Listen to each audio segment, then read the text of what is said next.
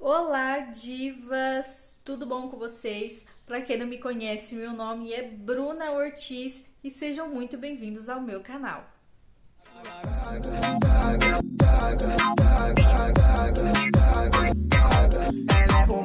E no vídeo de hoje, como prometido para vocês lá no meu Instagram, se você não me segue no Instagram, por favor, faça o favor de seguir, vou colocar o arrobinha aqui para vocês irem lá seguir. Falei para vocês que ia vir até aqui para fazer o relato de parto, o meu relato de parto.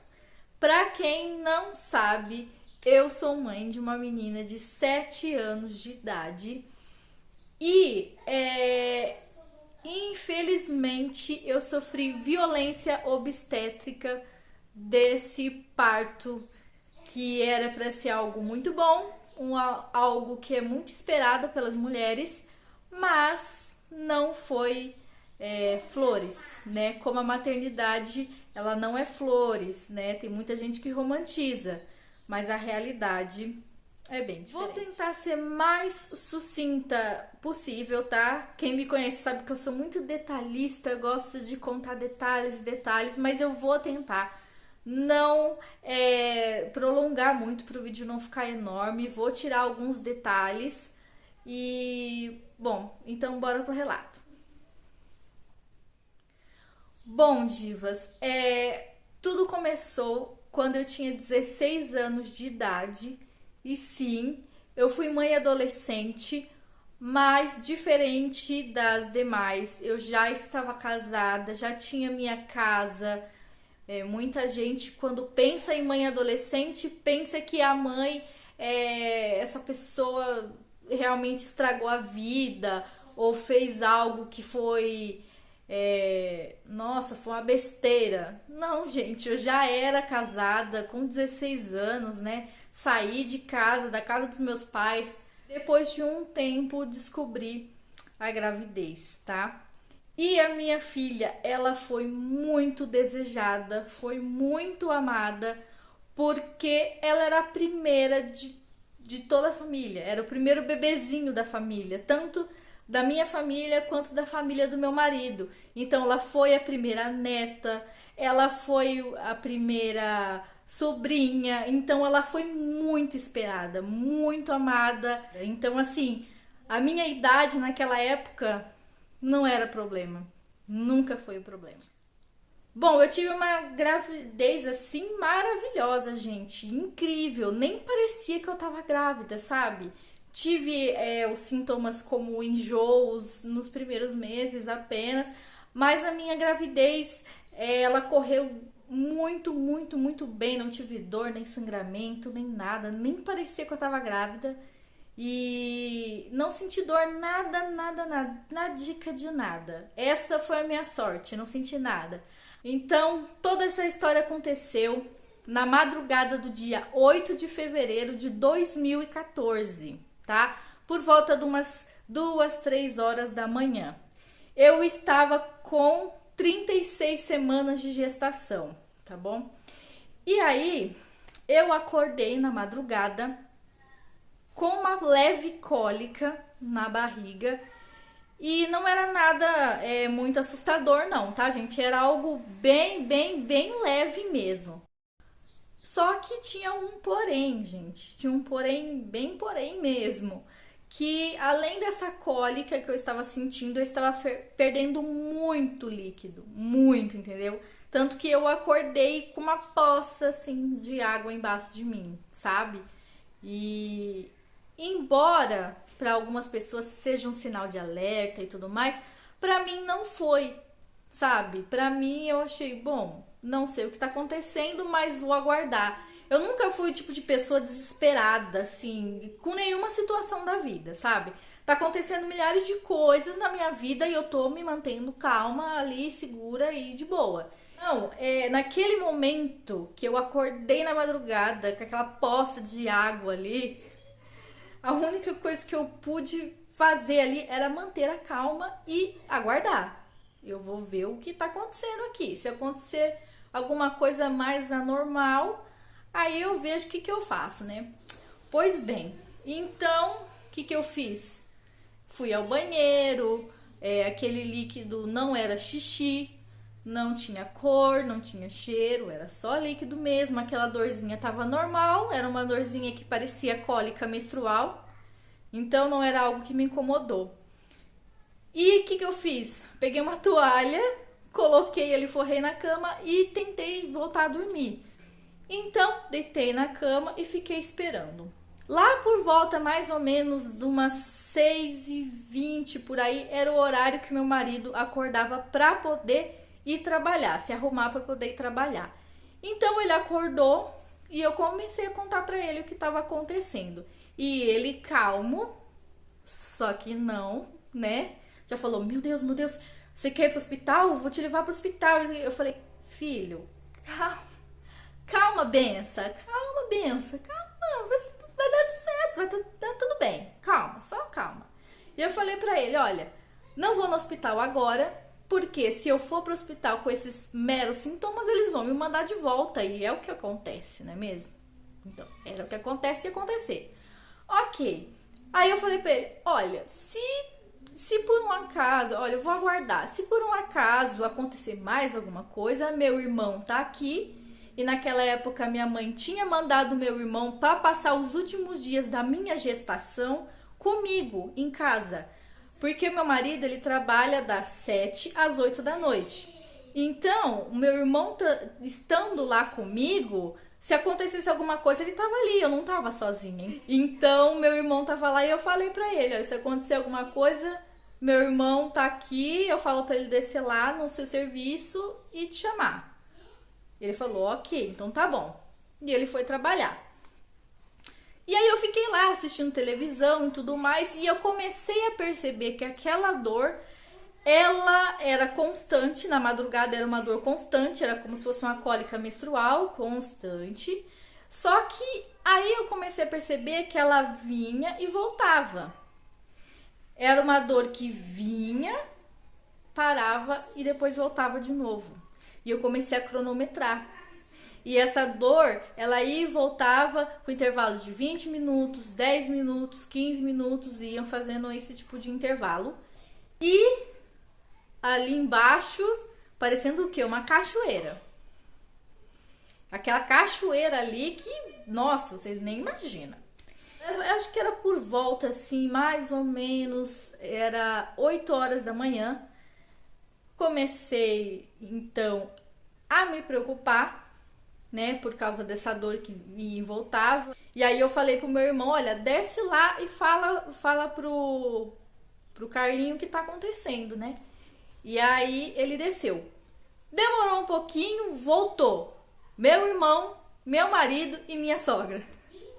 Moral da história: meu marido tinha ligado do serviço pra minha sogra pedindo socorro, bem dizer, pra ela ficar lá comigo, né?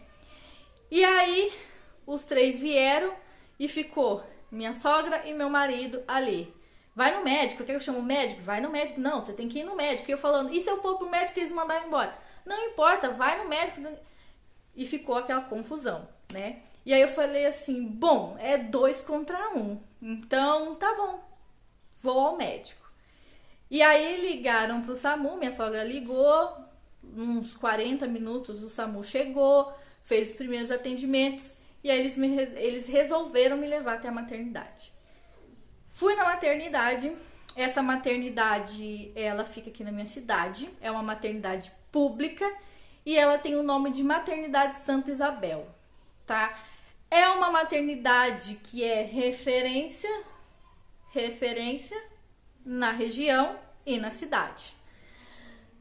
Vocês vão entender por que eu usei aspas, tá? Então, eu cheguei na maternidade por volta das 9h20, 9h30 da manhã, do dia 8 de fevereiro, tá? E aí, fui lá, fiz a ficha para poder passar pelo primeiro atendimento. A atendente fez minha ficha, que demorou horrores. E aí, ela falou pra mim aguardar ali na recepção mesmo. Ali, no banco, naquele banco gelado ali, duro. Foi ali mesmo que ela mandou esperar. E eu estava com a minha sogra. Meu marido tinha ficado no serviço, porque até então a gente não sabia se eu ia ficar ali ou se eles iam me mandar pra casa. Eu tinha certeza que eles iam me mandar pra casa, que aquilo ali não era nada. Entendeu? Então meu marido ficou pra trabalhar, porque era um sábado, ele trabalha no comércio, e quem trabalha no comércio sabe que o sábado é puxado. Então ele ficou, meu irmão também ficou. Quem foi na maternidade comigo foi a minha sogra. Até aí, ok. Fiquei lá sentada na cadeira, às vezes eu levantava e olhava pra ver se não tava molhado a cadeira ali e tudo mais. E sabe que horas que eu fui atendida pelo primeiro médico? Era por volta das 10h30 por aí, né? 1 hora depois. Bom, foi aí que começou os meus problemas, né? A fila de espera a gente até atura, já tô acostumada. Quem usa o SUS tá acostumada com a fila de espera, então pra mim a fila de espera nem foi tão, problema. Mas o pior tava por vir. Quando a gente entrou no consultório, esse médico, que, gente, eu não sei o nome de nenhum dos profissionais. E sabe por que eu não sei nenhum dos nomes? Porque eles nem sequer quiseram se apresentar.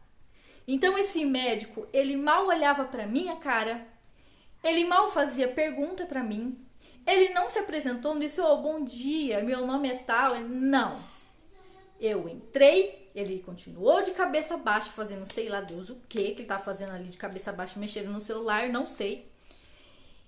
E aí ele disse o que estava acontecendo, o que tá acontecendo. Me dá o seu cartão aí do pré-natal. Entreguei o cartão do pré-natal e aí comecei a falar com ele. Ele não olhou pra minha cara, ele ficava olhando assim o cartão do pré-natal assim. Ah, mas isso aqui tá errado. Ah, mas isso aqui não é impossível, isso aqui tá errado. Quantas semanas você tá? Eu falei, 36. Mas isso aqui tá errado, essas contas tá erradas, não sei o que. E ele ficava o tempo todo resmungando. E eu explicando o que estava acontecendo e ele resmungando, porque tinha alguma coisa, pra ele tinha alguma coisa errada no cartão ali do meu pré-natal. Pra ele que eu tava perdendo o líquido, blá blá blá blá blá blá. Quando eu falei que tava perdendo o líquido desde a madrugada, ele olhou, levantou, olhou pra mim e fez. Eu vou encenar pra vocês aqui. Ele colocou a cabeça pra trás, cruzou o braço, olhou pra mim e falou assim: ah, é? Você tá perdendo líquido mesmo? Tá bom, então vamos ver. Vai lá, senta ali e se prepara que eu vou te examinar.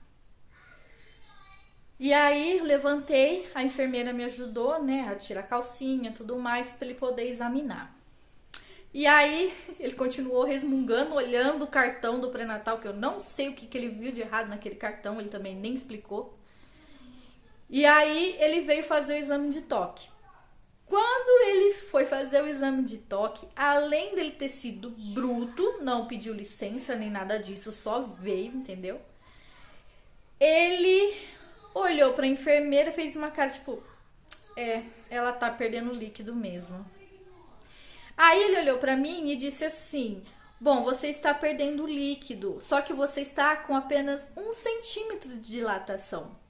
Mas mesmo assim eu vou te internar. Enfim, a enfermeira me preparou e disse pra mim voltar pra recepção, que ela ia lá em cima ver se tinha leito, no caso, disponível.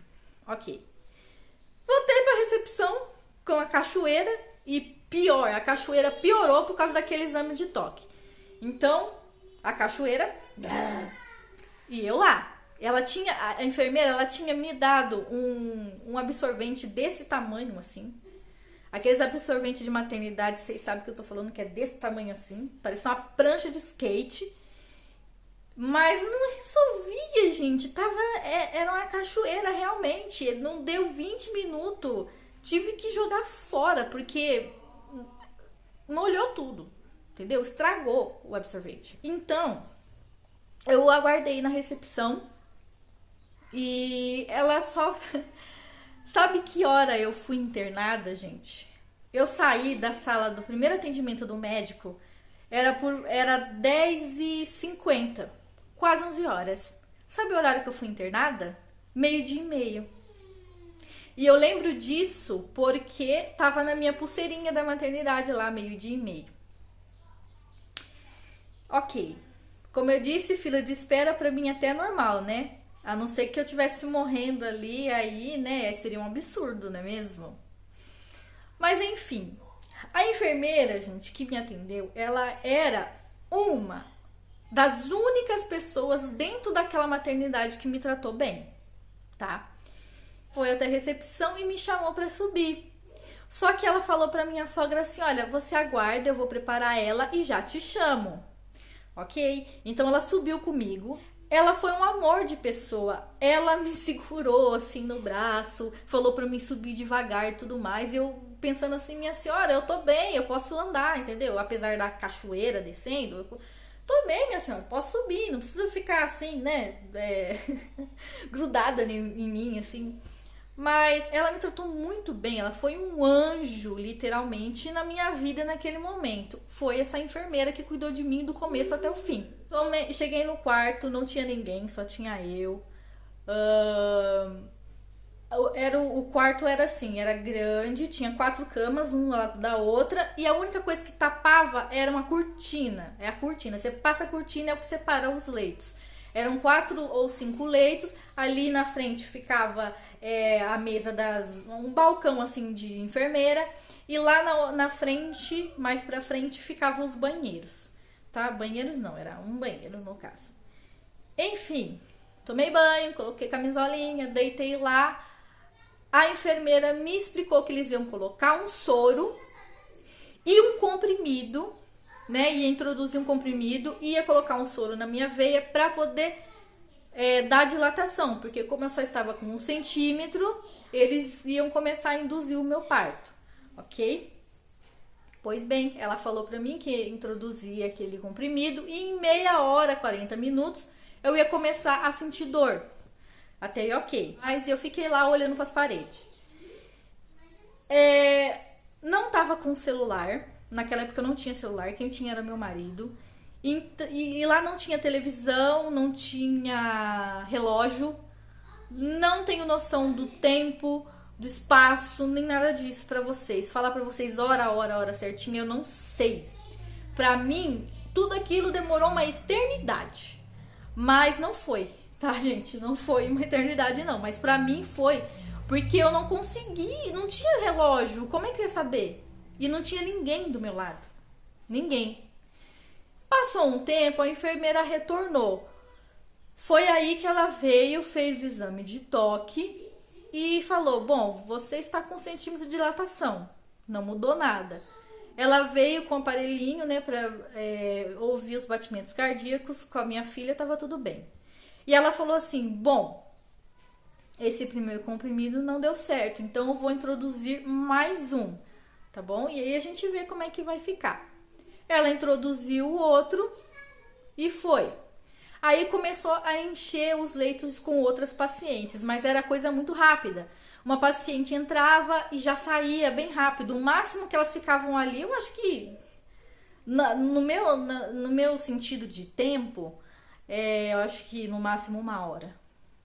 E eu via todas elas ali entrando em trabalho de parto, tudo, o sofrimento delas, eu tava ali vendo.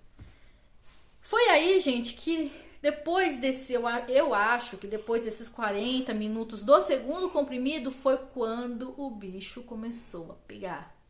Foi quando eu comecei a sentir contração de verdade. Depois veio a enfermeira, fez exame de toque, disse: você continua com 1 centímetro de dilatação. E aí ela veio, escutou o coração da minha filha, tava tudo bem. Ela falou pra mim continuar aguardando. Não podia sair da cama, tá? Sabe aquele negócio que você vê nos relatos de parto das blogueiras? Que elas andam pro hospital, fica pulando na bola, aquela coisa. Não, ali não tem. Você fica na cama. Você é proibida de sair da cama, tá? É mais ou menos assim. E eu tava sozinha. Sozinha, sem ninguém, sem nada, eu tava sozinha. Ok. Conforme foi passando o tempo, essa dor foi aumentando, até que, meu amor, chegou num momento que eu falei: cara, não vou conseguir. E aí eu comecei a vomitar. Como eu não tinha comido, nem bebido nada, já tava desde a madrugada sem comer, sem beber nada, eu não tinha o que vomitar. Então eu vomitava saliva e sangue, porque começou a machucar a garganta, então eu comecei a vomitar sangue. Logo depois a enfermeira chegou e viu aquela situação, eu tava branca, vomitando sangue, com muita dor. Ela veio, me examinou, continuava com 1 centímetro de dilatação, não tinha mudado nada, não tinha mudado nada. E ela olhou pra mim, gente, com uma cara tipo, nossa, que dó, sabe? Ela me olhou com uma cara de dó. E ela falou assim, você tá sentindo muita dor, né? Olha, o que eu vou fazer é o seguinte, eu vou colocar um pouco de Buscopan na sua intravenosa, não vai cortar sua dor, mas vai aliviar um pouco pra você pelo menos conseguir dormir. Porque eu tava inquieta, a dor era tão insuportável que eu tava inquieta e ela via no meu rosto que eu tava cansada. E assim ela fez. Ela colocou um pouco de Buscopan e eu, enfim, consegui descansar um pouco. Então, o que acontecia, gente? Não sei o horário certo pra vocês. Como isso pra vocês não tinha relógio ali. Então, eu dormia e acordava com uma contração. Não sei quantos minutos de intervalo dava. Eu não tenho ideia. Então, eu dormia, acordava com a contração, sentia a contração, relaxava, dormia de novo. E depois, aquele Buscopan já era. Não deu mais aquele alívio, aquele respingo pra mim poder descansar. Chegou que eu tava com a dor insuportável e o meu corpo, ele começou a fazer aquele movimento de expulsão, querer fazer força pra poder expulsar.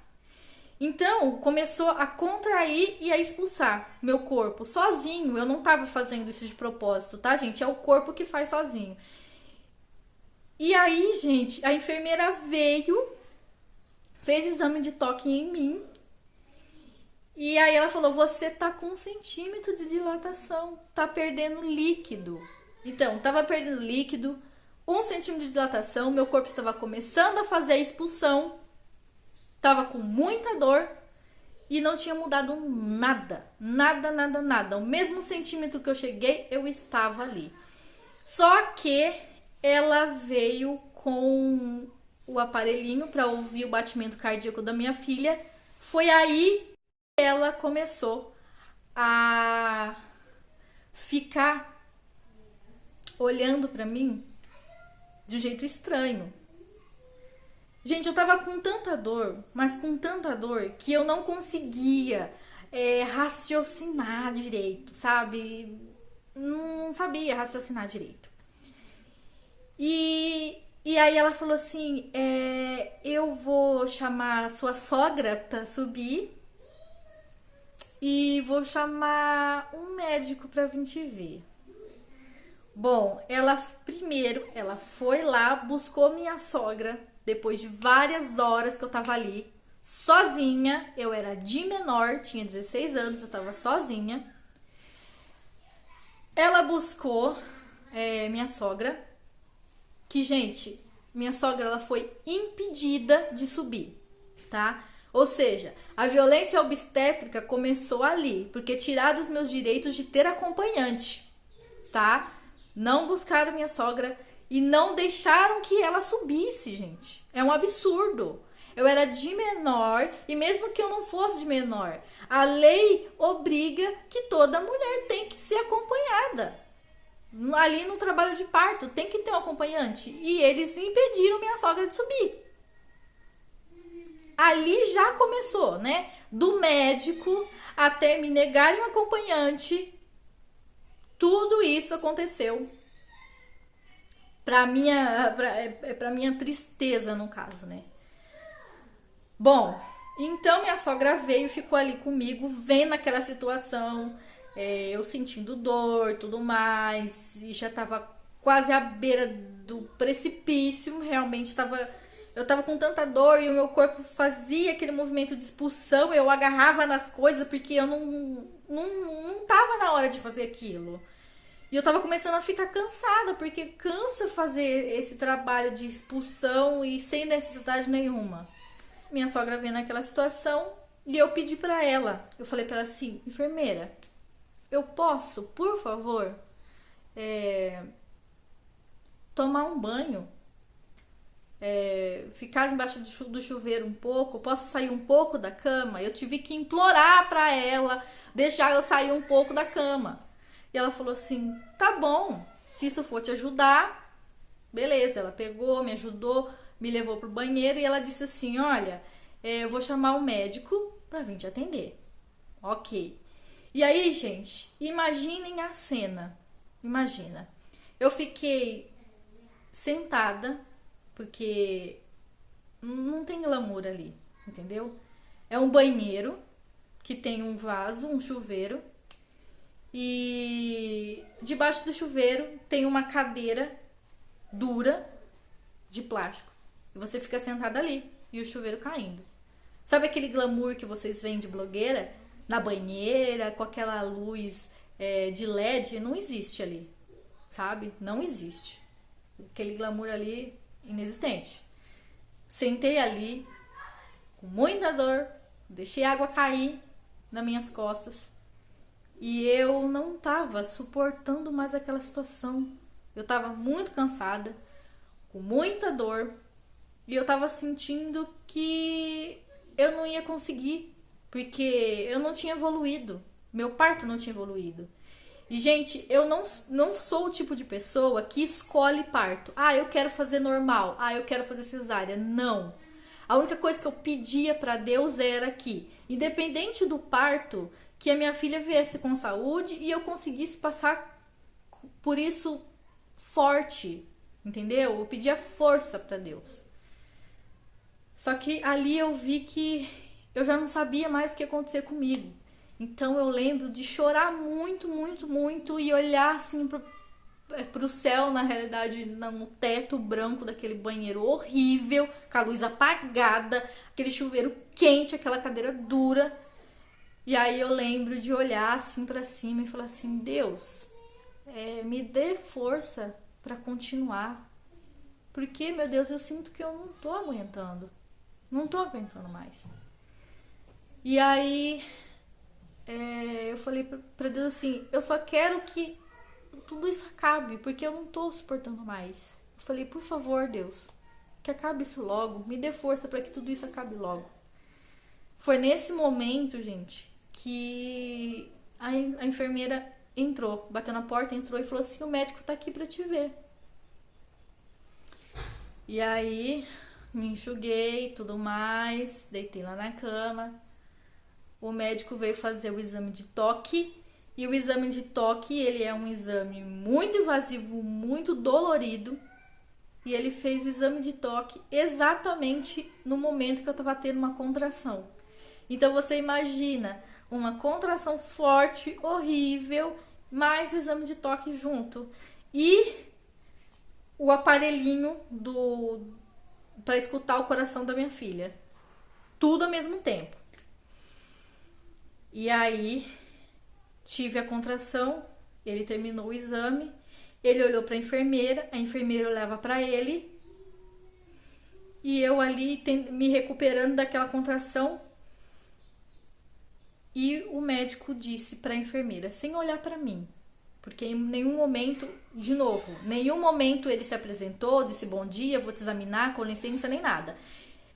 Todos os médicos dali, eles vinham e faziam, não se apresentava, não sabia nome, nem nada. Ele olhou pra enfermeira, a enfermeira olhou pra ele com a cara, tipo, assustada. E ele falou bem baixinho, mas eu escutei e tenho essas palavras na minha cabeça até hoje. Ele olhou pra ela e disse assim, leva ela pra sala de cirurgia, o bebê entrou em sofrimento. Naquele momento, gente, eu não tinha dimensão dimensão daquela frase. E eu falo pra vocês que foi Deus ali na minha vida, sabe? Agindo na minha vida em cada momento. Porque hoje, ouvindo isso, a gente fala, cara, minha filha tava sofrendo, eu ia perder ela, sabe? eu não quero chorar. Eu tava perdendo minha filha, entendeu? Só que naquele momento, eu acho que foi Deus que não deu sentido pra mim ouvir aquilo. Porque se eu ouvisse aquilo, eu ia ficar muito, mas muito abalada, muito abalada. Porque a minha força naquele momento ia ter acabado, eu ia ter perdido qualquer tipo de esperança de que eu ia ficar bem e minha filha ia ficar viva, entendeu? Passei todo aquele tempo ali sofrendo com dor pra chegar ao mesmo 1 centímetro de dilatação. Não dilatei e ainda minha filha tava com o batimento cardíaco baixo, ela tava sofrendo. E fiquei a maioria do tempo sozinha, sabe? Aquilo foi tudo desumano. Tudo que eu sofri ali foi desumano. Naquela maternidade não existe parto humanizado, a não ser que você pague. E olha lá. E eu passei por tudo aquilo e Deus cobrindo minhas orelhas para que eu não ouvisse esse tipo de coisa. Só fui cair a ficha dessa frase depois de muito tempo. Entende? Depois de tudo que tinha passado. Só que ali, a única coisa que eu ouvi foi: leva ela pra sala de cirurgia. Ou seja, aquilo ia acabar. Eu não tava aguentando mais, aquilo ia acabar. O resto eu não ouvi. Entendeu? Não caiu a ficha. Eu só ouvi aquilo, que aquilo ia acabar. Então a única coisa que eu fiz foi olhar pro céu e agradecer a Deus. Eu falei assim: Deus, obrigada que tudo isso vai acabar. Eu só sabia agradecer a Deus, que aquilo ia acabar. E só que era Deus trabalhando ali na minha cabeça, dizendo: não escuta isso, vai dar tudo certo, tá tudo bem, não escuta isso, tá tudo bem, vai acabar, filha, vai acabar logo, você vai ver que vai acabar logo, vai dar tudo certo. Era Deus falando comigo naquele momento. Então, como foi um vídeo assim que tá um pouco longo, eu vou dividir essa parte, tá? E a próxima parte eu posto aí amanhã, tá? E aí vocês que estão vendo esse vídeo no futuro, procurem a parte 2, tá bom? Obrigada por ter assistido até aqui.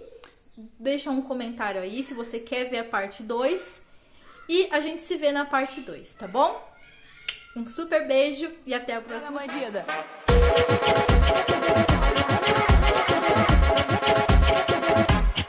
Joga bandida.